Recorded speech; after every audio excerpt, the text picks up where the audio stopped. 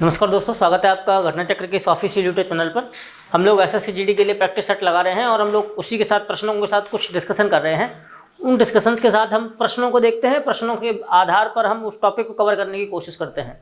ठीक है, हम लोग ऑलरेडी 3 क्लास कर चुके हैं। ये हमारी शायद मेरे अंदाज से 4th क्लास होनी चाहिए, 4th क्लास है। और 4th क्लास में हम लोग ये वर्ल्ड ज्योग्राफी वाला टॉपिक है आपके सामने। इंडियन ज्योग्राफी के टॉपिक्स हम लोगों ने कवर कर लिए हैं, वर्ल्ड ज्योग्राफी के टॉपिक आज से कवर होंगे, आज करेंगे और हम लोग कल करेंगे। उसके बाद जो एक आध 2 क्लास और लगाएंगे हम लोग, तो उसमें इंडियन ज्योग्राफी की जो स्पेसिफिक टॉपिक है जहाँ से सवाल आने की पूरी संभावनाएं हैं हम वो लगा देंगे। ठीक, तो आपके सामने जो पहला सवाल है, पहला सवाल देखिए आप। पहला सवाल है कि किन ग्रहों की कक्षाओं के मध्य क्षुद्र ग्रहों की बेल्ट है। अब ये ग्रह क्या होते हैं, क्षुद्र ग्रह क्या होते हैं, ये अपने आप में बड़ा सवाल बनता है। ठीक, हमारे पास एक सौरमंडल होता है। क्या होता है? सौरमंडल। तो कितने लोग जानते हैं कि सौरमंडल क्या है? सौरमंडल किसको कहते हैं? सोलर सिस्टम में से इंग्लिश में कहते हैं। किसे कहते हैं सौरमंडल? भाई सिंपल सी बात है भाई, सौर से क्या, सौर किससे बनता है? सूर्य से। सूर्य से। और मंडल का मतलब क्या होता है? क्षेत्र। इसका मतलब है कि जहां तक सूर्य का क्षेत्र हो उसी को क्या बोलते हैं? सौरमंडल। अब किसी व्यक्ति का क्षेत्र कहां तक होता है ये डिपेंड करता है उससे इन्फ्लुएंस कितना है, प्रभाव कितना है। जैसे हम कहते हैं ना, उसकी वहां तक क्षेत्र है, उसकी तूती बोलती है वहां तक, बोलते हैं कि नहीं बोलते हैं? इसका मतलब है कि उसका वहां तक इफेक्ट है। तो सूर्य का या हर पिंड का ऐसा एक अपना इफेक्ट होता है। तो सूर्य का इफेक्ट जहां जहां तक है, सूर्य का प्रभाव जहां जहां तक है, वो संपूर्ण क्षेत्र क्या कहलाता है? सौरमंडल है। सूर्य एक इतना बड़ा पिंड है कि हमारी पृथ्वी से, हमारी पृथ्वी के व्यास से, और हमारी पृथ्वी का व्यास ध्यान से देखना, हमारी पृथ्वी का जो व्यास है वो है 12,742 किलोमीटर। इसका 109 गुना कर दीजिए, तब आएगा सूर्य का। इतना बड़ा पिंड है सूर्य। ठीक, सूर्य से संबंधित जो अध्ययन हम करते हैं, जिस साइंस में करते हैं, साइंस वाले सर ने आपको बताया होगा, उसको बोलते हैं हेलियोलॉजी। हेलियोलॉजी, सूर्य से संबंधित अध्ययन को कहते हैं हम लोग हेलियोलॉजी। जहां भी आपको हेलियो मिल जाए उसका सीधा सा मतलब है कि वो सूर्य से संबंधित है, क्योंकि हेलियो का मतलब होता है लैटिन भाषा में सूर्य। जैसे हेलियोसेंट्रिक, यानी ऐसी कोई चीज जहां सूर्य बीच में हो। हेलियोफोबिया, जिसको धूप से डर लगता हो। हेलियोलॉजी, सूर्य का अध्ययन करने वाला। बात समझ में आया? तो सौरमंडल का मतलब होता है सूर्य का संबंधित जितने क्षेत्र है वो सौरमंडल कहलाता है। सौरमंडल में हमारे में बहुत सारी चीजें हैं। सौरमंडल में क्या क्या है? सौरमंडल में हमारे पास एक तो है 8 ग्रह हैं सौरमंडल में। कितने ग्रह हैं टोटल हमारे पास? अभी तक तो हम कितने जानते थे नॉर्मली? 9। अभी वर्तमान में है हमारे पास 8 ग्रह, और ग्रह को इंग्लिश में बोलते हैं प्लैनेट। ठीक, तो हमारे पास 8 प्लैनेट हैं और हर ग्रह के कुछ न कुछ उपग्रह हैं, लेकिन प्रत्येक के नहीं हैं, प्रत्येक ग्रह के नहीं हैं। इनमें से 6 ग्रहों के ही उपग्रह हैं, 2 के नहीं हैं। जो शुरुआत के उपग्रह हैं, जैसे बुध और शुक्र, बुध और शुक्र के बीच में, या बुध और शुक्र के लिए कोई भी उपग्रह नहीं है, इन दोनों के कोई उपग्रह नहीं है। क्यों नहीं है ये हम अभी एक सिस्टम में समझ लेते हैं, सिस्टम लगा लेते हैं। वो सिस्टम क्या है जिससे कि आपको पता चले कि ग्रह क्यों नहीं है। अच्छा, आप एक बात बताओ, मान लीजिए कि मैं हूं और आप हैं, या बहुत सारे जो हैं, बहुत सारे कई लोग हैं, एक्टर्स हैं। कुछ छोटे छोटे एक्टर्स होते हैं, कुछ बड़े बड़े एक्टर्स होते हैं, लेकिन जो भीड़ होती है वो भीड़ कहाँ इकट्ठी होती है? बड़े एक्टर्स के पास या छोटे एक्टर्स के पास? बड़े एक्टर्स के पास। जो सूर्य है वो सूर्य ऐसे है, ऐसे सूर्य है,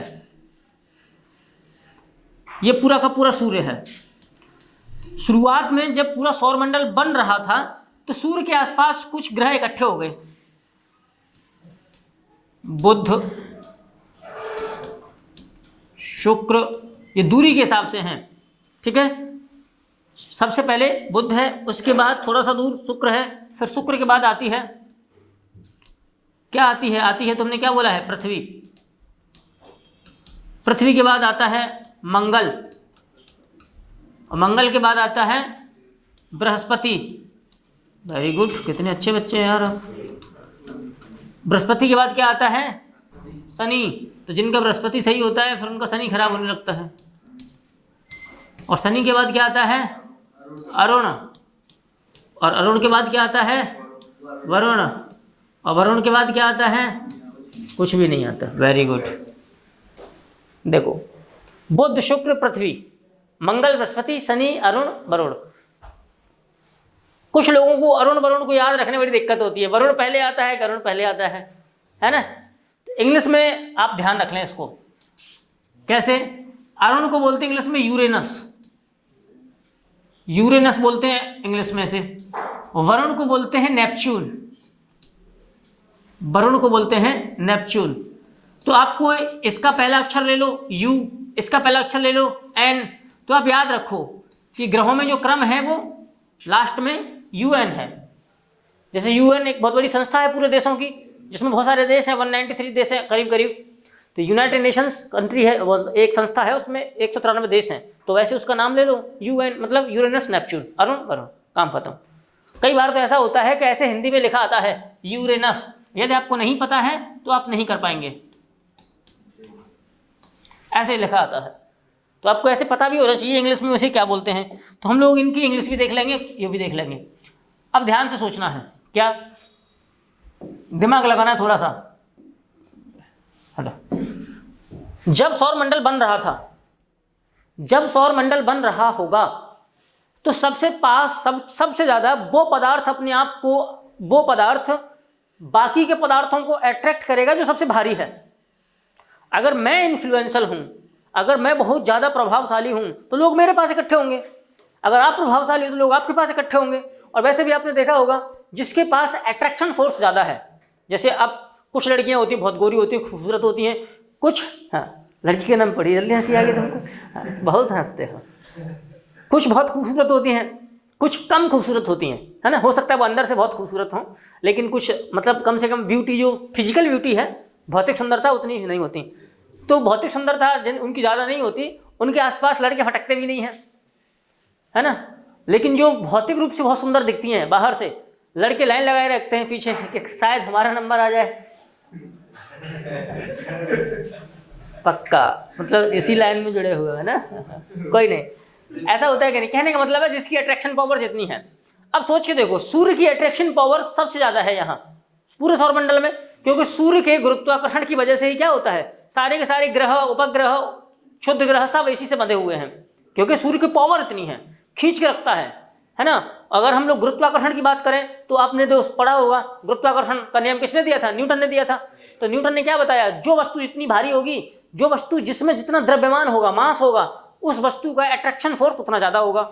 यहाँ पर सबसे ज़्यादा भारी कौन है? सबसे ज़्यादा मास किसके पास है? सूर्य के पास है। इसका मतलब है कि सूर्य सारी चीज़ अपनी तरफ खींचेगा। तो ग्रहों, ये बुध है, शुक्र है, ये ग्रह हैं। कुछ जो पिंड होते हैं ब्रह्मांड में, वो क्या करते हैं? देखो, जो पिंड तारों का चक्कर लगाते हैं, ध्यान सुनना है, जो पिंड स्टार, सूर्य हमारा तारा है, ठीक है, जो पिंड तारों का चक्कर लगाते हैं वो कहलाते हैं उपग्रह, सॉरी ग्रह कहलाते हैं। वो सूर्य का जो चक्कर लगाते हैं उसको बोलते हैं ग्रह, और जो ग्रहों का चक्कर लगाते हैं वो कहलाते हैं उपग्रह, वो कहलाएंगे उपग्रह। अब चूंकि बुध सूर्य का चक्कर लगा रहा है, ठीक, अगर बुध के चारों ओर कुछ और पिंड चक्कर लगाने लगे ऐसे करके, तो वो बुध के उपग्रह कहलाएंगे कि नहीं कहलाएंगे? वो बुध के उपग्रह होंगे। लेकिन बुध के उपग्रह रह ही नहीं पाएंगे। क्यों? क्योंकि बुध की तुलना में पावरफुल कौन है? सूर्य है। सूर्य क्या करेगा? खींच लेगा उसको, बोला आओ तुम कहाँ जा रहे हो, बुध के पास कुछ नहीं, मेरे पास आओ, खींच लेगा। बुध के पास से ग्रह उपग्रह खत्म हो जाएंगे। ठीक यही स्थिति शुक्र के साथ होती है। शुक्र के पास जो उपग्रह थे वो भी सूर्य ने खींच लिए, बोले तुम उधर कहाँ जा रहे हो, मैं इन सबसे बड़ा हूँ, तो तुम मेरे पास आओ। तो बुध और शुक्र सूर्य से अधिक नजदीक हैं, इसलिए इनके पास कोई उपग्रह ही नहीं है। क्यों? क्योंकि सूर्य ने अपने पास बुला लिया जब सौरमंडल बन रहा था। लेकिन बच गई पृथ्वी। पृथ्वी ने कहा नहीं नहीं सूर्य चाचा पहले कुछ रुको, हमारे पास कुछ तो छोड़ो, सब कुछ थोड़ी ले लोगे। इसीलिए सूर्य के पास, पृथ्वी के पास एक ही उपग्रह है, वो कौन सा है? चंद्रमा। गौर से, पृथ्वी के पास एक ही उपग्रह है, वो कौन सा? एक चंद्रमा। आपको पता है, क्या पता है कि ग्रह सूर्य के जितने नजदीक होगा उसके पास उपग्रह होंगे ही नहीं। बुध के पास, बुध सबसे नजदीक है सूर्य के, सबसे है ही नहीं, बुध सबसे छोटा ग्रह है ही नहीं। छोटा इसलिए रह गया क्योंकि सारा सामान बुध के पास जितना था, सज धज के जितना आया था, बुध सारा खींच लिया सूर्य ने। बोले तुम इधर दे दो हमको, तुम क्या करोगे। शुक्र थोड़ा सा और बड़ा हुआ तो शुक्र पैसे भी उसने कुछ ले लिया, आसपास का मैटर था वो सब खींच लिया सूर्य ने। अब बची पृथ्वी। पृथ्वी थोड़ी बड़ी, इनसे इससे भी बड़ी है, बुध से बड़ी है, शुक्र से बड़ी है, पृथ्वी दोनों से बड़ी है। लेकिन पृथ्वी सूर्य से काफ़ी दूर हो जाती है। दूर हो जाती है तो पृथ्वी अपने आप को बचा लेती है। वो कहता है कि एक उपग्रह तो छोड़ ही दो। चंद्रमा पृथ्वी का एक उपग्रह है, प्राकृतिक उपग्रह है। कभी कभी उपग्रहों को चंद्रमा भी बोल देते हैं, तो पृथ्वी का एक चंद्रमा है। अब जैसे ये मंगल के पास पहुंचते हैं तो मंगल काफ़ी दूर चला गया सूर्य से, फिर मंगल मजे ले रहा है, बोले भाई मेरे पास तो 2 होने चाहिए। इसीलिए मंगल के पास 2 उपग्रह हैं। मंगल के दोनों उपग्रहों का नाम है, एक का नाम फोबोस है, ये ठीक है, एक का नाम फोबोस है और एक का नाम डेमोस है। एक का नाम डेमोस है, एक का नाम फोबोस है, ठीक है। डेमोस और फोबोस ये किसके उपग्रह हैं? दोनों के दोनों मंगल के हैं। पृथ्वी का उपग्रह कौन है? चंद्रमा है। चंद्रमा, चंद्रमा क्या कौन होता है? चंद्रमा, चंद्रमा कौन होता है? चंद्रमा मामा होता है कि नहीं होता है? बचपन से हमको यही सिखाया गया ना, ये चंदा मामा और सूरज चाचा, तो ये हमारे अंकल जी हैं। अब ये बृहस्पति है। बृहस्पति सबसे बड़ा ग्रह है, सभी ग्रहों में सबसे बड़ा है। एक्चुअल में जब ग्रहों का निर्माण हुआ था तो आपको एक ध्यान देना है, जब ग्रहों का निर्माण हुआ था तो कभी आप लोगों ने वो देखा है, तो मैं क्या ही शेप बताऊं। अच्छा, शकरकंद खाई है कि नहीं खाई है? खाई है। तो शकरकंद कैसी होती है?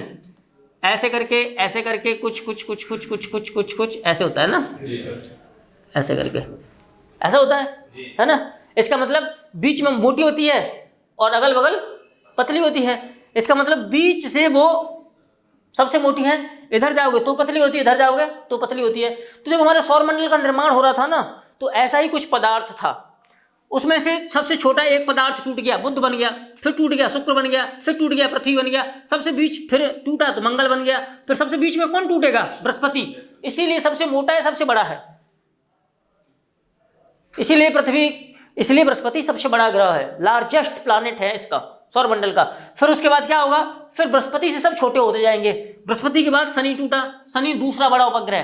फिर उसके बाद अरुण टूटा, अरुण तीसरा बड़ा उपग्रह। फिर उसके बाद वरुण टूटा, तो वरुण चौथा बड़ा उपग्रह। तो सबसे बड़ा उपग्रह कौन होगा? बृहस्पति। उसके बाद कौन है? शनि। उसके बाद कौन है? अरुण। और उसके बाद कौन है? वरुण। उसके बाद जो है कहाँ गया? उसके बाद लगा लेते हैं हम, क्या लगा लेते हैं? चलो मंगल को लगा लेते हैं। फिर मंगल लगता है, फिर पृथ्वी लगती है, फिर शुक्र लगता है, फिर बुध लगता है। तो आपसे पूछा जाएगा सबसे बड़ा कौन सा, सबसे छोटा कौन सा है? सबसे बड़ा बृहस्पति, क्योंकि बीच में है। उससे थोड़ा सा छोटा लेकिन सेकंड लार्जेस्ट, यानी दूसरा सबसे बड़ा कौन होता है? शनि। और सबसे छोटा कौन सा है? बुध है। पृथ्वी हमारी जो आकार के आधार पर, साइज के आधार पर 5वें नंबर पर आती है। हाँ, 5वें पे आएगी। मंगल तो पृथ्वी से भी छोटा है, 5वें पे आती है। बृहस्पति, शनि, अरुण, वरुण और उसके बाद आती पृथ्वी, आकार के आधार पर, यानी मंगल से बड़ी है पृथ्वी। एक बात और, क्या कि जो सूर्य है, सूर्य से पहले जो 4 ग्रह हैं, कहाँ सब तो गड़बड़ कर दिया ना हम लोगों ने। खैर कोई नहीं, हम दूसरा कलर ले लेते हैं। चल भाई,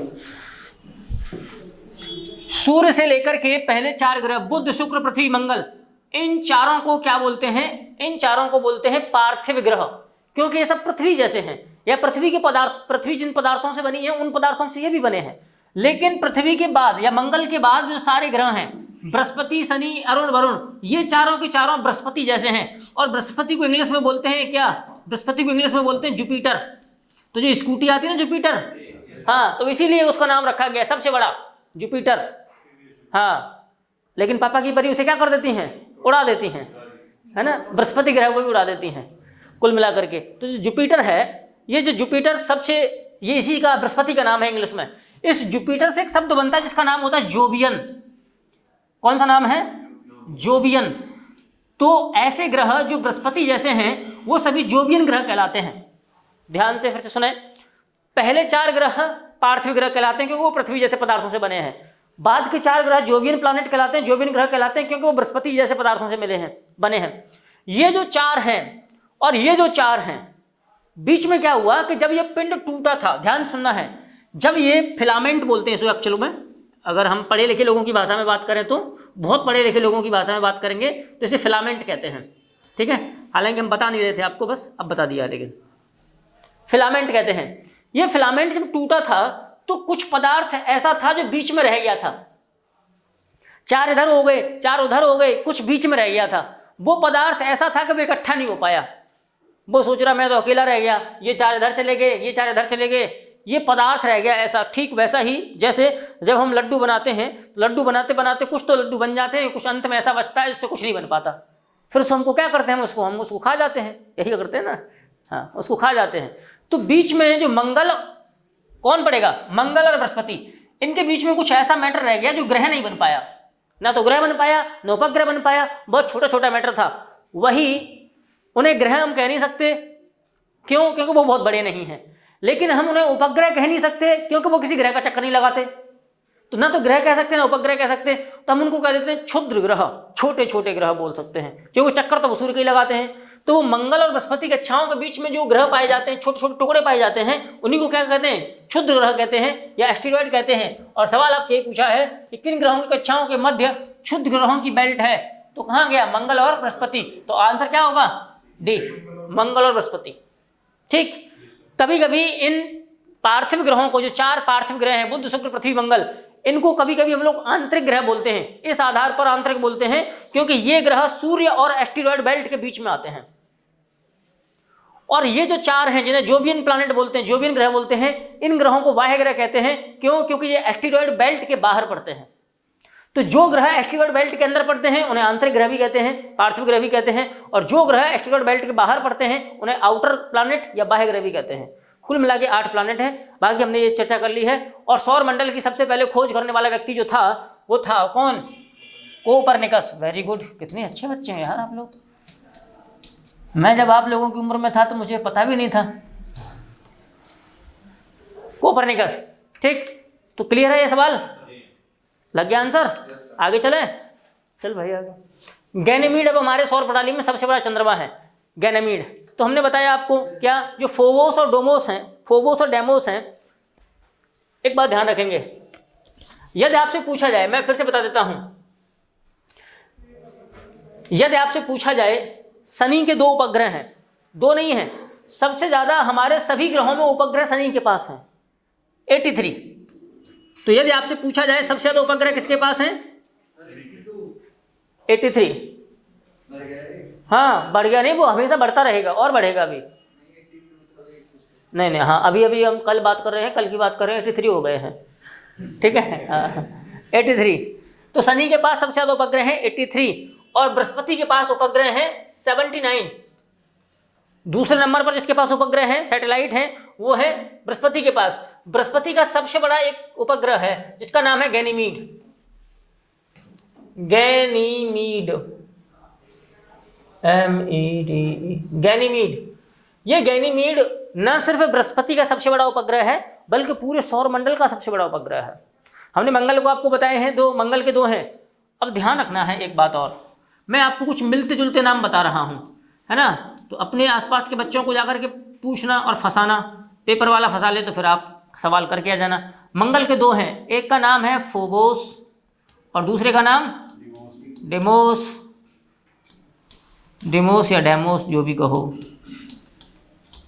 यदि आपसे पूछ ले, क्या आपसे पूछ ले कि फोबे किसका उपग्रह है, अब क्या होगा, नहीं, फोबे उपग्रह है शनि का। और शनि का सबसे बड़ा उपग्रह एक और है जिसका नाम है टाइटन। तो टाइटन की घड़ी आती है कि नहीं, तो जो टाइटन की घड़ी आती है वो इसी के नाम पे आती है, और इसी से टाइटैनिक मूवी बनती है। ऐसा नहीं है, हालांकि वो टाइटैनिक जहाज का नाम पड़ा था, वो इसी के नाम पड़ा था, इसी के नाम पे पड़ा था। क्यों, क्योंकि शनि का सबसे बड़ा उपग्रह टाइटन है और इसी वो जहाज भी इतना बड़ा था, उसका नाम टाइटन इसीलिए रखा गया। हाँ, और वो डूब भी गया, है ना। तो देखिए कि नहीं टाइटैनिक मूवी, देखिए यूट्यूब पर नहीं मिलती, वो देखनी पड़ती है, स्पेशल रेंट वेंट देके। अब देखो, बृहस्पति का सबसे बड़ा उपग्रह है गैनीमीड, शनि का सबसे बड़ा उपग्रह है टाइटन, और मंगल के 2 उपग्रह हैं फोबोस और डेमोस, छोटे बड़े पता करने हैं, ठीक है। और ये फोबे जो है वो शनि का उपग्रह है, ये बात ध्यान रखना है। आगे देखें, हम लोग बात करते हैं अगला क्या है। सौर मंडल की खोज किसने की थी, तो आंसर क्या है, कोपरनिकस। उसके बाद देखो इसरो का प्रस्तावित शुक्रयान, कितना गधा है सवाल पूछने वाला, शुक्रयान। देखो एक मैं हिंदी इंग्लिश में बता देता हूँ। बुध को मरकरी कहते हैं, शुक्र को वीनस कहते हैं। तो अगर ये वीनस स्पेसक्राफ्ट होता तो भी कहाँ जाता, शुक्र पे जाता है। जैसे बुध को कहते हैं हम लोग मरकरी, शुक्र को कहते हैं वीनस, पृथ्वी को कहते हैं अर्थ, मंगल को कहते हैं मार्स, मंगल को कहते हैं मार्स, बृहस्पति को कहते हैं जुपिटर, क्या कहते हैं जुपिटर, और शनि को क्या कहते हैं सैटर्न। ध्यान रखना शनि को सैटर्न कहते हैं। सैटरडे बनता है ना, उसी से बनता है सैटर्न। ठीक, फिर उसके बाद अरुण वरुण, वो हम बता चुके हैं, यूरेनस और नेपच्यून। एक का नाम यूरेनस, दूसरे का नाम नेपच्यून। चलिए अब आपसे पूछा जाए इनमें से सबसे ठंडा ग्रह बताओ, तो जो सबसे सूर्य से सबसे दूर होगा वो सबसे ठंडा होगा, क्योंकि वहां तक रोशनी पहुंचेगी नहीं। तो कौन होगा, नेपच्यून, सबसे ठंडा वही होगा। यदि आपसे पूछा जाए कि सबसे पहले सूर्य का चक्कर कौन लगाता है, तो वो लगाएगा सबसे पहले जो सबसे सूर्य के नजदीक होगा। तो कौन लगाता है, बुध लगाएगा। सबसे देर में कौन लगाएगा, सबसे दूर जो होगा वो लगाएगा। होगा कि नहीं होगा। एक बात और, जो भी हमने जोवियन ग्रह बताए थे एस्टेरॉयड बेल्ट के बाहर के ग्रह थे, वह बाहर ग्रह हैं। कौन कौन से, जुपिटर, सैटर्न, यूरेनस, नेपच्यून। इन चारों ग्रहों के आसपास कुछ छल्ले पाए जाते हैं, इसीलिए इन चारों को छल्लेदार ग्रह भी बोलते हैं। छल्लेदार ग्रह, रिंग प्लैनेट्स भी बोलते हैं। ठीक, और जुपिटर तो इतना बड़ा है, जुपिटर इतना बड़ा है, इतना बड़ा है, इतना बड़ा है, बहुत बड़ा है, इसीलिए कभी कभी इसे तारा जैसा ग्रह बोलते हैं, स्टार लाइक प्लैनेट। क्यों, क्योंकि जो बृहस्पति है ना वो गैसों से मिलकर के बना हुआ है, सिर्फ गैस ही गैस है उसमें, और कुछ है नहीं है। ऐसी मिट्टी मिट्टी कुछ मिलती नहीं है, वहाँ कुछ नहीं मिलेगा, सिर्फ गैसें मिलेंगी। और तारों में, हमारे सूर्य में भी तो गैसें ही हैं। हमारे सूर्य में सबसे ज़्यादा कौन सी गैस है, हाइड्रोजन 73% है, उसके बाद हीलियम है ऑलमोस्ट 25% है, उसके बाद छोटी मोटी और गैसें हैं, कुछ तत्व हैं भारी, बस इतना ही है। पूरे ब्रह्मांड में सबसे ज़्यादा जो गैस पाई जाती है वो हाइड्रोजन ही है। कौन सी है, हाइड्रोजन। सौरमंडल में भी कौन सी, हाइड्रोजन। सूर्य में भी कौन सी, हाइड्रोजन। पृथ्वी पर ऐसा नहीं होता, लेकिन पृथ्वी पर वायुमंडल में कौन सी पाई जाती है, नाइट्रोजन। पृथ्वी पर नाइट्रोजन गैस वायुमंडल में सबसे ज़्यादा पाई जाती है। ठीक, तो अब ये कह रहा है इसरो द्वारा प्रस्तावित शुक्रयान निम्नलिखित में से किस ग्रह का अध्ययन करने के लिए जाएगा। तो किस ग्रह का अध्ययन करेगा ये, अब बताओ। मेरा करेगा या शुक्र का करेगा, हाँ शुक्र का करेगा ना, चलो ठीक है। हमारे सौरमंडल के बाहर निम्नलिखित में से ऐसा कौन सा ग्रह है, ये लोग पहली बात तो गधा है एक तरीके से। क्यों, क्योंकि कोई एक ऐसा ग्रह नहीं है, वो कई ग्रह होंगे, वो एक्सोप्लैनेट्स होना चाहिए। ठीक है, ग्रह है जो आमतौर पर हमारी आकाश गंगा में किसी अन्य तारे की परिक्रमा करता है। तो ध्यान रखें, वो सभी ग्रह जो सूर्य की परिक्रमा नहीं करते हैं लेकिन हमारी ही आकाश गंगा में है, वो किसी अन्य तारे की परिक्रमा करते हैं। एक आकाश गंगा में कई तारे हो सकते हैं, और हमारा जो सूर्य है, हमारी आकाश गंगा मंदाकिनी में एक तारा ही है। हमारा जो सूर्य है वो कैसा तारा है, सफेद तारा है, पीला तारा है, गोल लाल तारा है, सफेद तारा है। वेरी गुड, हमारा जो सूर्य है वो पीला तारा है। कैसा तारा है, पीला। ध्यान रखना, ये सवाल पूछा गया है और पूछा जाएगा। सूर्य एक पीला तारा है। एक एचआर डायग्राम होता है, ये एचआर डायग्राम अब हम आपके लेवल पे बता नहीं सकते, नहीं तो हम पूरी साइंस खोल के रखेंगे भी, या फिर साइंस खुल जाएगी तो फिर आप लोग कहेंगे सर ये क्या बता दिया, है ना। तो एचआर डायग्राम होता है। एचआर डायग्राम एक ऐसा डायग्राम है जिस पर तारों को प्लॉट किया जाता है, तारे रखे जाते हैं डायग्राम पे, और डायग्राम बताता है किस कलर में आ रहा है। तो जब सूर्य को उस डायग्राम पर रखते हैं, फिट करते हैं लक्षणों के हिसाब से, ऐसा नहीं कि डायग्राम पर सूर्य लाकर रख देंगे, ऐसा नहीं, उसकी प्रॉपर्टीज रख के देखते हैं, चेक करते हैं, चेक करके ये बताता है कि सूर्य पीला तारा है। ठीक, तो सूर्य एक पीला तारा है। अब जो हमारी आकाशगंगा मंदाकिनी है, मंदाकिनी में तो करोड़ों तारे हैं, करोड़ों तारे, तो किसी न किसी तारे में और ग्रह होंगे, चक्कर लगा रहे होंगे तारे के आसपास। तो वे सारे ग्रह जो सूर्य का चक्कर नहीं लगाते लेकिन हमारी ही आकाशगंगा में है, उनको एक्सो प्लैनेट कहते हैं। एक्सो मतलब बाहर, प्लैनेट माने ग्रह, यानी हमारे सौरमंडल के बाहर जो ग्रह हैं वही क्या कहलाते हैं, एक्सो प्लैनेट। और सवाल ये पूछा गया है कि अन्य तारे की परिक्रमा करते हैं उनको क्या बोलते हैं, एक्सो प्लैनेट बोलते हैं। और कई सारे एक्सो प्लैनेट हैं। ये गधा है, एक ही के बारे में पूछ रहा है। आगे देखो, ओजोन रिक्तीकरण डिप्लीशन किसके पास सबसे ज़्यादा होता है। अब आपको ओजोन पता होना चाहिए, और ओजोन पता होने के लिए आपको वायुमंडल के बारे में कुछ पता होना चाहिए। तो वायुमंडल जानते हो क्या होता है, हाँ तो बता दो क्या है। अरे आप तो बता दो, आप भी बता दो, आपको नहीं पता वायुमंडल किसको कहते हैं। अच्छा, हवा क्या है, बोलते ना आपको बड़ी हवा लग गई बाहर की, बोलते कि नहीं बोलते हैं। हाँ, तो हवा क्या है, हवा वायुमंडल है। पवन क्या है, हवा। और वायु क्या है, हवा। लोग ये भी बोलते हैं बस निकल गई हवा। क्या मतलब है उस हवा का? वायु, पवन, हवा ये सब एक ही है क्या? नहीं, सब अलग अलग है ना। और इन सब का मतलब हिंदी वाले सर से पूछिएगा, कल आएंगे वो, तब उनसे पूछिएगा। ठीक है, ये हवा, पवन और वायु में क्या अंतर है? ठीक है, चलिए हम लोग बात करते हैं पृथ्वी के पहले वायुमंडल की, क्योंकि हम समझाएंगे तो लंबा चौड़ा पड़ेगा। आप इतना देखिए अभी क्या, ये जो हमारा पृथ्वी है, हमारी जो पृथ्वी है, इस पृथ्वी के चारों ओर गैसें पाई जाती हैं। पृथ्वी के गुरुत्वाकर्षण के कारण वो गैसें बंधी हुई हैं। पृथ्वी के गुरुत्वाकर्षण के कारण वो गैसें बंधी हुई हैं। ऐसे करके पूरा वायुमंडल है, पृथ्वी के चारों ओर पूरा वायुमंडल फैला हुआ है।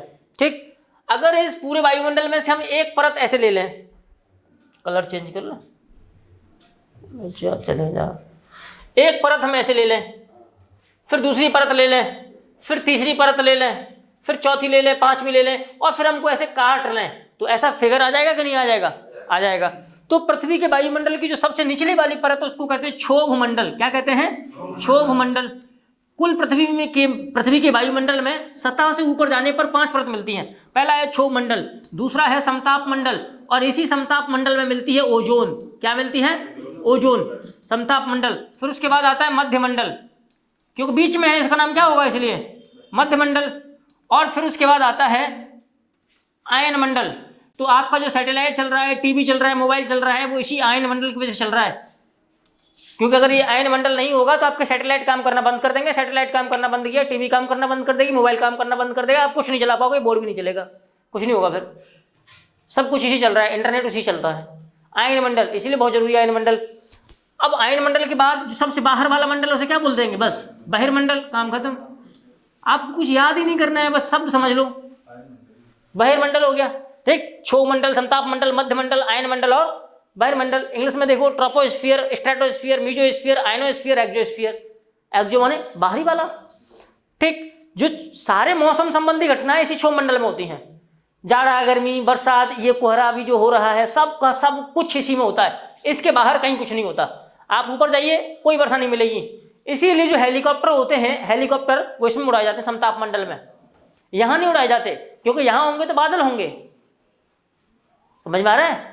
और बादलों में आप कैसे चलाओगे? घुस गया अगर उसमें ड्राइवर तो बादल में तो देखेगा ही नहीं सामने से क्या आ रहा है। इसीलिए इसमें नहीं, जहाज को इतना ऊपर लेके जाया जाता है कि क्षोभमंडल को पार कर लो और कहाँ पहुंच जाए? समताप मंडल में पहुंच जाए। वहां उड़ाते हैं इसे, प्लेन को। इसीलिए अगर कभी आपको लेना हो प्राइवेट जेट, तो सीधे जाओ नीचे से ऊपर तक। अगर यहाँ चलोगे तो टकरा जाओगे बिल्डिंग वगैरह से, और मौसम खराब हो सकता है। इसीलिए कभी कभी जहाज को एयरपोर्ट पर लैंडिंग करते समय उसमें आवाज आती है, मौसम बाहर का खराब है, इसीलिए लैंडिंग में देरी हो रही है, कृपया यात्रीगण शांति बनाए रखें। यही बोलता कि नहीं बोलता है? हाँ, सुना है कि नहीं? अरे कम से कम मूवी में तो सुना होगा। हाँ, तो बस तो वही सुनो। क्षोभमंडल, समताप मंडल, मध्यमंडल, आयन मंडल और बहिर्मंडल, इसमें मिलती है ओजोन। ये ओजोन क्या करती है? सूर्य से आने वाली अल्ट्रावायलेट रेज, जिन्हें बोलते हैं यूवी रेज। कौन सी rays? UV rays, ultraviolet rays, पराबैंगनी किरणें, उनको रोक लेती है, सोख लेती है उनको, और कहती भाई तुम नीचे मत जाओ, क्योंकि पराबैंगनी किरणें मनुष्यों के लिए और जीवन के लिए बहुत खतरनाक हैं। जितने भी जीवन, हाँ, कैंसर कर देगी, आंखों में कैंसर, त्वचा कैंसर, और सबसे ज्यादा कैंसर होने वाली है गोरे लोगों को। तुम तो टेंशन ही मत करो, सबसे ज्यादा टेंशन करनी है गोरे लोगों को। हाँ, इनको टेंशन करनी चाहिए। इसीलिए सारे अंग्रेज परेशान हैं इस बात को लेकर के कि अगर ओजोन नहीं होगी तो यूवी रेज आएगी, यूवी रेज आएगी, कैंसर कर देगी। इसीलिए कुछ लोग ऐसे होते हैं ना, बहुत अच्छे खाते पीते हैं ना, तो वो गुटखा खाते हैं ना सिगरेट पीते हैं, कोई नशा नहीं करते, उसके बाद भी उनको क्या हो जाता है? कैंसर। देखना, वो बहुत गोरे होंगे, ऑब्जर्व करना, है ना? है तो गोरे होना चाहिए, गोरा होना जरूरी है। ठीक है, चले अब ध्यान से देखना। ये सवाल ये है कि कहाँ पर ज़्यादा नुकसान होता है। तो जो यूवी, एक बात और, जो ओजोन है, ओजोन का क्षरण करने में सबसे ज़्यादा योगदान रहता है CFC का, क्लोरोफ्लोरोकार्बन। और ये क्लोरोफ्लोरोकार्बन वो है जिसे हम, ये जो सेंट की स्प्रे आती है ना, डीओ आती है जो हम जैसे लगाते हैं खुशबू के लिए, उसमें क्लोरोफ्लोरोकार्बन ही होती है। और कुछ लोग बारात में जाते हैं नाचने के लिए, उसको ले जाते हैं, ऐसे करते हैं, उसमें भी CFC होती है, CFC ही होती है। जो फ्रिज चलता है, अब तो फ्रिज को चेंज कर दिया गया है, हाँ, कूलर में कहाँ से आएगी CFC? हाँ नहीं, फ्रीज से होता है ये, कंप्रेसर होता है ना फ्रिज का, उस कंप्रेसर में भरे जाता है ये CFC। तो CFC वहाँ भी होता है, तो फ्रिज वगैरह से CFC निकलता है। CFC से क्या होता है, CFC जब वायुमंडल में जाता है तो CFC ओजोन से रिएक्शन ठंडे क्षेत्रों में कर पाता है। गर्मी होगी तो रिएक्शन नहीं कर पाएगा, ठंडा होगा तो रिएक्शन कर लेगा, अभिक्रिया कर लेगा। आपने केमिस्ट्री में पढ़ी होंगी ना, कुछ चीज़ें ठंडे होने पर क्रिया करती हैं, कुछ चीज़ें गर्म होने पर क्रिया करती हैं। जैसे आप बर्फ़ खाना है तो ठंडी खाओगे गर्म खाओगे? क्योंकि बर्फ़ को ठंडा होना ही जरूरी है। तो जो CFC होता है वो CFC ठंडी स्तर पर ही, बहुत ठंडा होगा तभी काम कर पाएगा, नहीं तो काम नहीं करेगा, एक्शन नहीं लेगा ओजोन पर। और CFC के कारण ओजोन खतरनाक में मतलब होती है। ओजोन रिक्तीकरण होता क्या है, ओजोन डिप्लीशन या ओजोन ओजोन होल होता है, ओजोन छिद्र। तो ऐसा नहीं है कि किसी ने ऐसे करके ये कागज ले लिया और उसमें छिद्र कर दिया उंगली से। ओजोन ऐसा कहीं से खाली नहीं हुई है, ओजोन का पतला होना, ओजोन का कम होना, यही ओजोन डिप्लीशन कहलाता है, सिर्फ ओजोन रिक्तीकरण। ठीक है, अब सवाल ये है आपसे कि ओजोन रिक्तीकरण किसके पास सबसे ज्यादा होता है? जहाँ ठंड होगी। ठंड कहाँ होती है? ध्रुवों पर। चलो आगे। अब कह रहा है पृथ्वी के वायुमंडल की किस परत में ओजोन पाई जाती है, तो कौन सा मंडल है वो? समताप मंडल। वेरी गुड, कितने अच्छे बच्चे। वायुमंडल में ओजोन की कमी से जोड़ा जाता है क्लोरोफ्लोरोकार्बन। जिन देशों को सामान्यतः बाल्टिक देश कहा जाता है। अब ये बाल्टी और तसला कहाँ से आ गए यहाँ, ये सब देखना बहुत जरूरी है। अब इसके लिए मैप लेके आना पड़ेगा, लेकिन यहाँ का आंसर हम लोग एक दिन वर्ल्ड मैप लगाएंगे, सारे देश गिनाएंगे आपको कुछ कुछ। लेकिन यहाँ पर जो आंसर है जी, एस्टोनिया, लातविया और लिथुआनिया को बोलते हैं। आप लोग घर जाके एटलस देखिएगा, यूरोप के देश हैं तीनों के तीनों। बाल्टिक कंट्री ने इसीलिए कहते हैं क्योंकि तीनों के तीनों बाल्टिक सागर के किनारे पर हैं, बाल्टिक सागर। ठीक है, तो अभी आपको पता भी होना चाहिए। उसके बाद कॉन्टिनेंट ऑफ कॉन्ट्रास्ट किसे कहते हैं, यानी विरोधाभासों का महाद्वीप। कॉन्ट्रास्ट क्या होता है, जैसे एक तरफ आप नंबर 1 के झुट्टे हो और दूसरी तरफ आप सच भी हो। मतलब एक तरफ आप एकदम पीक पॉइंट पे हो, माइनस में या प्लस में, और फिर नीचे एकदम बहुत खराब किस्म के इंसान भी हो, बहुत अच्छे भी हो, खराब भी हो। तो विरोधाभास है आपकी पर्सनालिटी में, है ना। तो ऐसे ही एशिया है ऐसा। कैसे? एशिया में दुनिया की सबसे ऊंची चोटी पाई जाती है, 8,848 मीटर नेपाल में माउंट एवरेस्ट पाई जाती है कि नहीं पाई जाती है। और फिर उसके बाद जो डेथ सी है, मृत सागर है जॉर्डन में, वो पृथ्वी पर काफी नीचे पाया जाता है। दुनिया पृथ्वी पर धरातल में सबसे नीचा बिंदु जो है वो डेथ सी है। तो सबसे नीचा भी यही और सबसे ऊंचा भी यही। तो कॉन्ट्रास्ट है कि नहीं, है ना। और पूरे महाद्वीप में देखो, सभी महाद्वीपों में या तो लोग गोरे गोरे मिलेंगे या फिर काले काले मिलेंगे। एशिया महाद्वीप ऐसा है जहाँ गोरे मिलेंगे, काले मिलेंगे, चितक बर्रे मिलेंगे, सब कुछ यही मिलेगा आपको। तो कॉन्ट्रास्ट है, विरोधाभास। तो आंसर कौन सा होगा इसमें से? एशिया। ऑस्ट्रेलिया को कहते हैं प्यासी भूमि का देश।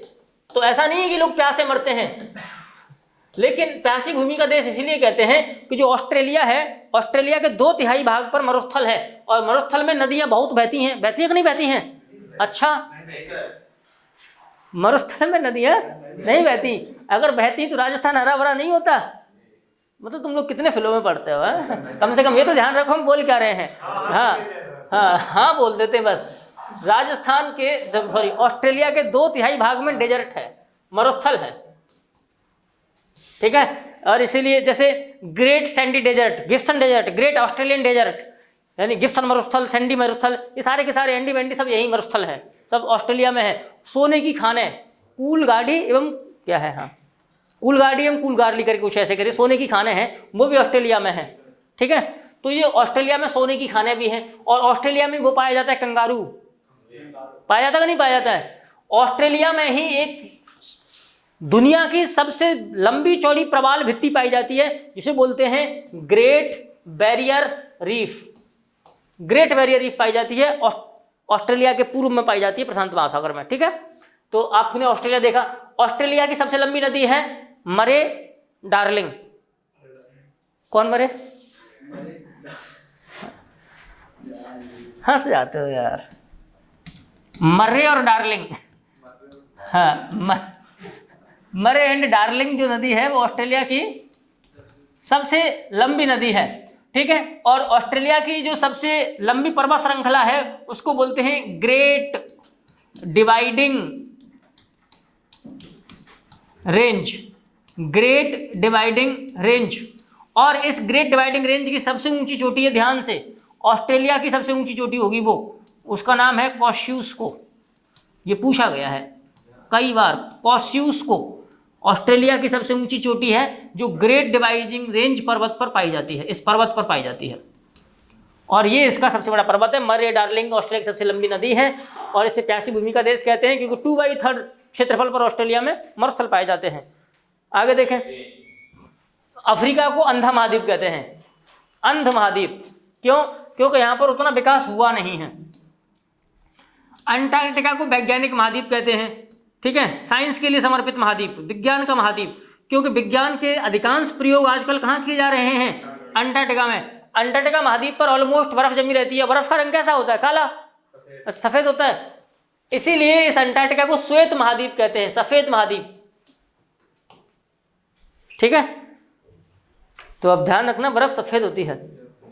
चलिए, विश्व का दूसरा सबसे बड़ा महाद्वीप कौन सा है? तो आपको पता होने चाहिए 7 महाद्वीप हैं हमारे दुनिया में। कितने हैं? 7। कभी भागवत कथा सुनी है कि नहीं? वो जो कथा होती है घरों में सत्यनारायण भगवान की, सुनी है? तो उसमें पंडित जी बोलते रहते हैं 7 द्वीप, है ना, उनमें से एक द्वीप है भारत खंडे, आता है कि नहीं? हाँ, ऐसे खंडे वंडे आते रहते हैं उसमें। हाँ, तो वो 7 द्वीप आपको याद रखने, 7 महाद्वीप हैं हमारी दुनिया में। सबसे बड़ा महाद्वीप है हमारा कौन सा? एशिया। फिर उसके बाद आता है अफ्रीका। तो एक है एशिया, एक है दूसरे नंबर पर अफ्रीका, तो आंसर क्या होगा यहाँ पर? अफ्रीका। तीसरे नंबर पर आता है नॉर्थ अमेरिका यानी उत्तरी अमेरिका। फिर चौथे नंबर पर आता है साउथ अमेरिका। फिर 5वें नंबर पर आता है अंटार्कटिका। फिर 6वें नंबर पर आता है यूरोप, यूरोप बहुत छोटा सा है, ठीक है। और फिर 7वें नंबर पर आता है यही ऑस्ट्रेलिया। सबसे छोटा महाद्वीप कौन सा है? ऑस्ट्रेलिया है। सबसे बड़ा कौन सा है? एशिया है। लेकिन यहाँ पूछा विश्व का दूसरा सबसे बड़ा महाद्वीप, तो कौन सा होगा? अफ्रीका। और अफ्रीका को क्या कहते हैं? काला महाद्वीप। क्यों? क्योंकि यहाँ विकास ज़्यादा नहीं हुआ है। आगे देखें, सवाल है फ्रांस और स्पेन की सीमा पर कौन सा पर्वत है? इन पर्वतों को हम फिर कभी चर्चा करेंगे, लेकिन अभी आप आंसर माने इसका प्रेनीस पर्वत है, ठीक। आगे देखें, और भूकंप को पहचानते कहाँ है? सीस्मोग्राफ पर। Very good. क्यों? क्योंकि भूकंपों का अध्ययन जिसमें करते हैं उस विज्ञान को क्या कहते हैं? सीस्मोलॉजी। सीस्मोलॉजी कहते हैं अध्ययन की विज्ञान को। और भूकंपी तरंगों का अंकन जिस पे करते हैं उस ग्राफ को क्या कहते हैं? सीस्मोग्राफ कहते हैं। भूकंप पृथ्वी में सबसे पहले जहां पैदा होता है, जैसे मान लीजिए पृथ्वी के अंदर यहां पर भूकंप पैदा हुआ, तो जहां भूकंप पैदा होता है उसे बोलते हैं भूकंप मूल, या इंग्लिश में कहते हैं फोकस। इसे कहते हैं भूकंप मूल, जहां भूकंप सबसे पहले पैदा होता है। ये लिख लेना है, बहुत पूछा जाता है। भूकंप की तरंगें धरातल पर सबसे पहले जहां पहुंचती हैं, ठीक 90 डिग्री पर सबसे पहले जहां पहुंचती हैं उसे बोलते हैं हाइपोसेंटर, सॉरी हाइपोसेंटर नहीं, एपिसेंटर। अब तो मिटाना पड़ेगा, मिटाएंगे नहीं हम इसे, काट देते हैं ऐसे बच्चों की तरह। लो, बचपन में यही तो करते थे, टीचर कहता था काट के लेके आओ और हम लोग पूरी की पूरी ऐसे रंग के लेके आते थे, है ना। फिर वो कहते थे क्या एक लाइन चलाने से कटती नहीं है? तो ये है एपिसेंटर कहलाता है, ध्यान रखें। सबसे पहले भूकंप पृथ्वी में जहां उत्पन्न होता है उसे कहते हैं भूकंप मूल या फोकस, जो पृथ्वी के अंदर होता है। सबसे पहले भूकंप की तरंगें पृथ्वी की सतह पर जहां पहुंचती हैं, फिर से सुने भाई, सबसे पहले भूकंप की तरंगें पृथ्वी की सतह पर जहां पहुंचती हैं उसे कहते हैं अधिकेंद्रीय एपिसेंटर, जो भूकंप मूल के ठीक 90 डिग्री ऊपर होता है, ठीक 90 डिग्री ऊपर। क्लियर है? चलिए आगे चले। और एक बात और, भूकंप की तीव्रता जिस स्केल पर मापी जाती है उसे बोलते हैं रिक्टर स्केल। क्या बोलते हैं? Richter scale. एक और है मर्केली स्केल, उस पर भी भूकंप मापा जाता है, लेकिन आपसे सवाल पूछा जाएगा तो रिक्टर का नाम रखें कि रिक्टर से क्या मापते हैं? भूकंप की तीव्रता, ठीक है। सैंडस्टोन में से किसका उदाहरण है? तो ये आगे 3 प्रकार की चट्टानें हैं। कौन सी चट्टानें? 3 प्रकार की चट्टानें होती हैं। एक को बोलते हैं हम लोग आग्नेय, और एक को कहते हैं अवसादी, इसको इंग्लिश में बोलते हैं सेडिमेंट्री, और तीसरे को कहते हैं रूपांतरित या कायांतरित, है ना, रूपांतरित या कायांतरित। तो आग्नेय चट्टानों का अब हम इसमें डिटेल में नहीं जाएंगे, लेकिन 2 एग्जाम्पल बता देते हैं। आग्नेय चट्टानों का सबसे बेस्ट एग्जाम्पल है ग्रेनाइट और दूसरा है बेसाल्ट, ठीक। और जो अवसादी चट्टानों का जो सबसे बेस्ट एग्जाम्पल है वो है सैंडस्टोन यानी बलुआ पत्थर, सैंडस्टोन को बलुआ पत्थर बोलते हैं। सारे लाल किले इसी पत्थर से बने हैं, सैंडस्टोन से, लाल बलुआ पत्थर से बने हैं वो लोग। कौन कौन? दिल्ली का लाल किला, आगरा का लाल किला, फतेहपुर सीकरी का किला, ये सब लाल बलुआ पत्थर से बने हुए हैं, अब सारी चट्टानों से। एक और है जो पूछा जाता है, चलिए एक और लिख लेते हैं हम लोग, सेल, और एक का नाम है कॉन्ग्लोमेरेट, नाम ध्यान रखना, कॉन्ग्लोमेरेट। अभी हम इतना ही जानते हैं, बाकी रूपांतरित में भी कुछ चीज़ें हैं, कुछ चट्टानें हैं, अगर आप लिखना चाहें तो लिख सकते हैं। जैसे नीस, स्पेलिंग बड़ी ज़बरदस्त है, GNIESS, और इसे पढ़ते हैं नीस, ठीक है। तो जो ग्रेनाइट होता है अपना रूप चेंज करके क्या बन जाता है? नीस बन जाता है। ठीक वैसे ही जो बेसाल्ट होता है ये अपना रूप चेंज करके कुछ और बन जाता है, क्या? बेसाल्ट सिस्ट में चेंज हो जाता है, सिस्ट में चेंज हो जाता है। तो ये दोनों के दोनों नीस और सिस्ट रूपांतरित चट्टानों का उदाहरण है, ठीक है। तो आंसर क्या है? सैंडस्टोन किसका उदाहरण है? तलछट चट्टान है, तलछट। इंग्लिश में देखो सेडिमेंट्री लिखा होगा, ठीक है, इसी को तलछट बोलते हैं। आगे देखें, कल हमने बताया था एस्चुरी, समुद्र के पानी से सीधे, नदी का पानी सीधे मिलता है, मिट्टी जमा नहीं होती वहाँ। तो यही कह रहा है कि एस्चुरी आंशिक परिसीमित तटीय जल निकाय होता है, जहाँ नदियाँ और जलधाराओं के मीठे पानी में महासागरों के खारे पानी का मिश्रण होता है। हाँ सही बात है, सिंपल सी बात है। एस्चुरी डेल्टा में होगा नहीं, क्योंकि डेल्टा मिट्टी है। लैगून, लैगून खारे पानी की झील होती है, तटों के किनारे पाई जाती है, ठीक है। और जो केरल होता है, केरल में लैगून को कहते हैं कयाल, कयाल। मरु उद्यान, मरु उद्यान का मतलब क्या है? मरु उद्यान का मतलब है कि डेजर्ट में, अगर मरुस्थल में बाई चांस पानी आ जाए कहीं से, छोटी छोटी वनस्पति पैदा हो जाएगी, उसी को बोलते हैं ओआसिस, मरु उद्यान। अब बचा कौन सा आंसर? मोहाना। तो इसका आंसर होगा सही, जहाँ खारा और मीठा पानी मिलता है वो है एस्चुरी। और पश्चिमी की ओर बहने वाली भारत की सभी नदियाँ क्या बनाती हैं? एस्चुरी बनाती हैं। चाहे वो लूनी को छोड़ दो, साबरमती हो, माही हो, नर्मदा हो, तापी हो, पेरियार हो, भरतपूजा हो, पंबा हो, कितनी भी नदियाँ हों जो पश्चिम में बहती हैं वो सब एस्चुरी बनाती हैं। आगे देखें, बड़ी संख्या में गहरी गलियों या घाटी वाले क्षेत्रों को क्या कहा जाता है? तो फूलन देवी का नाम सुना है? कौन है फूलन देवी? कौन थी? चंबल की डाकू, फेमस डाकू। और फेमस डाकू बनने में जिसने रोल निभाया था चंबल घाटी में, वो थी चंबल की गहरी गहरी घाटियाँ। और जब गहरी गहरी घाटी होती हैं जहाँ पर, उस टोपोग्राफी को बोलते हैं बैड लैंड टोपोग्राफी। बैड माने बुरी, लैंड माने खराब, जहाँ पर खराब जमीन हो बहुत, उसको बोलते हैं, ठीक। निम्नलिखित में से कौन सी नेपाल की सबसे लंबी नदी है? तो किसे लगाएंगे? नेपाल की सबसे लंबी नदी ना तो राप्ती हो सकती, ना महाकाली हो सकती, ना करनाली हो सकती, क्या लगा ले? करनाली, नारायणी। चलो इसको बाद में देखते हैं। कौन सी नदी 10 देशों से होकर बहती है? कौन सी नदी 10 देशों से होकर के बहती है? कोई नदी है जो 10 देशों से गुजरती है? कोई नहीं। यूरोप में एक नदी है, यूरोप में एक नदी है, और उस यूरोप की जो सबसे लंबी नदी है उसका नाम है बोल्गा। क्या? बोल्गा। ये बहती है यूरोप और एशिया की सीमा के आसपास। यूरोप की दूसरी लंबी नदी है जो 10 देशों से गुजरती है, उसका नाम है डेन्यूब। हाँ, 10 देशों से गुजरती है और 5 देशों की राजधानी इसके तट पर भी है, ठीक। तो यहाँ पर आंसर क्या होगा? डेन्यूब। अगला सवाल देखें। अगला सवाल कह रहा है इनमें से कौन सी यूरोप की सबसे लंबी नदी है? तभी बताया है, तो बोल्गा है।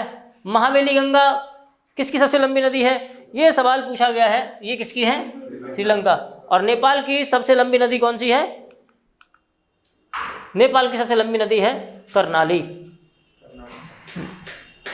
ठीक है। तो ये हो गया है आपके आज की ज्योग्राफी के सवाल। बाकी ज्योग्राफी के सवाल हम लोग कल की क्लास में देखेंगे। आज के लिए बस इतना ही, और जो पढ़ाया है वो आप ठीक से पढ़ लीजिएगा, रिवाइज करके आइएगा, कल हम पूछेंगे भी, ठीक है।